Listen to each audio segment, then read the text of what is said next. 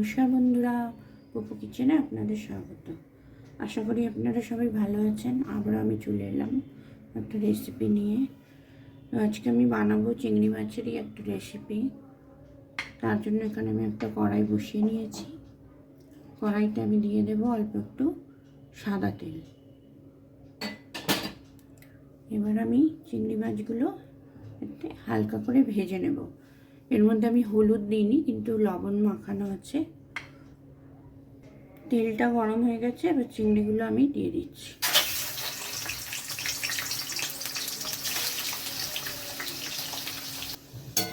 যতক্ষণে চিংড়িটা ভাজা হচ্ছে আমি এখানে একটা পেস্ট বানিয়ে নেব মশলার। এখানে আমি নিয়েছি এক টুকরো আদা, কয়েক কোয়া রসুন, আর নিয়েছি 3-4টে কাঁচা লঙ্কা। এটা আমি একটা মিক্সিং বলে দিয়ে দিলাম। এখানে নিয়েছি আমি পেঁয়াজ, দুটো ছোট পেঁয়াজ আমি নিয়েছি। এটাকেও আমি একসাথে পেস্ট বানিয়ে নিচ্ছি। মশলার পেস্ট আমাদের রেডি হয়ে গেছে। আমি এটা একটা বাটিতে তুলে নেব। এটা আমি একটা বাটিতে তুলে নিয়েছি। এবার আবারও একটা পেস্ট বানাবো আমি। 1 চামচ পোস্ত, 1/2 চামচ সাদা তিল, 1/2 চামচ চালমগজ আর 3-4টে কাজু কুচো করা আমি নিয়েছি। এটার একটা পেস্ট আমি বানিয়ে নেব। চিংড়িগুলো হালকা ভাজা হয়ে গেছে, এগুলো আমি একটা পাত্রে তুলে নিচ্ছি।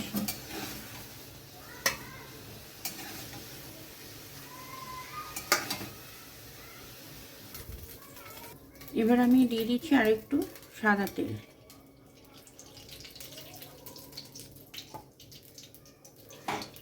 এবার এটা আমি দিয়ে দিচ্ছি 2টো তেজপাতা আর গোটা গরম মশলা ফোড়ন।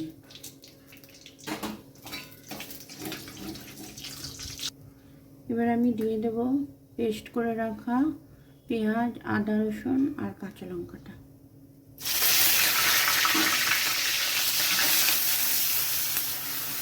মশলাটা একটু ভাজা ভাজা করে নেব। মশলাটা হালকা ভাজা ভাজা হয়ে গেছে। এবার আমি দিয়ে দিচ্ছি 1/2 চামচ জিরে।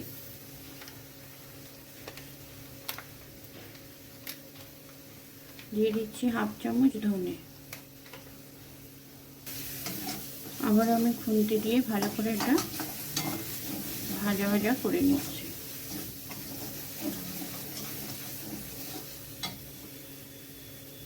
এবার আমি এতে দিয়ে দিচ্ছি অল্প একটু জল।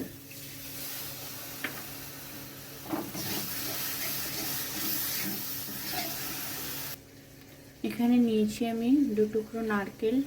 নারকেলের কালো অংশটা আমি ফেলে দিয়েছি। এবার এটাকেও আমি মিক্সিতে পেস্ট বানিয়ে নেব।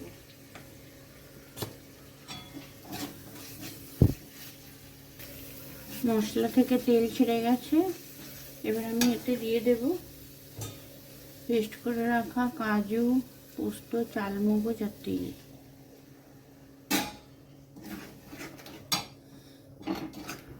আবার আমি ভালো করে নেড়ে নেব।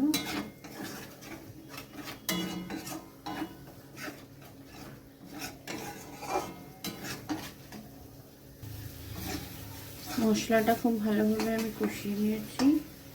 এবার এতে দিয়ে দিচ্ছি আমি পেস্ট করা নারকেলটা।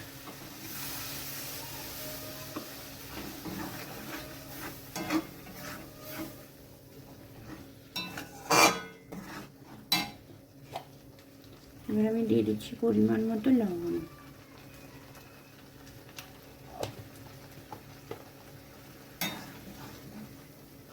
এবার আমি দিয়ে দিচ্ছি 1 চামচ মতো চিনি। স্বাদ মতো চিনি আমি দিয়ে দিলাম।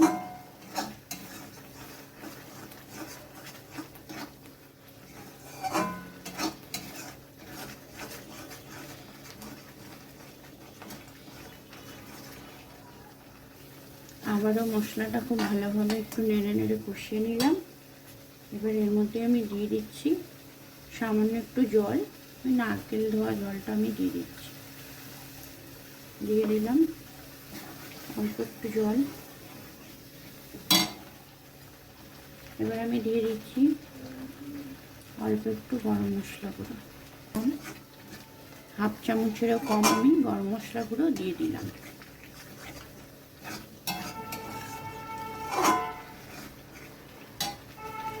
এবার আমি দিয়ে দেবো চিংড়ি মাছগুলো। চিংড়ি মাছটা দিয়ে আবারও মশলার সঙ্গে ভালো করে মিশিয়ে কিছুক্ষণ একটু নাড়াচাড়া করে নেব। আঁচটা কমিয়ে আমি অল্প একটু সময় রাখবো এটা কড়াইতে। আঁচটা আমি কমিয়ে দিয়েছি। 1 মিনিট মতো এটা থাক, তারপর আমি নামাবো। লো আছে 1 মিনিট মতো রেখেছিলাম। সাইড দিয়ে তেল ছেড়ে গেছে। এবার আমি এটাকে নামিয়ে নেব। তো তৈরি হয়ে গেল হোয়াইট চিংড়ি। গরম ভাতের সঙ্গে খুবই ভালো লাগে খেতে। তো বন্ধুরা, গরম ভাতের সাথে পরিবেশনের জন্য একদম রেডি হোয়াইট চিংড়ি গ্রেভি।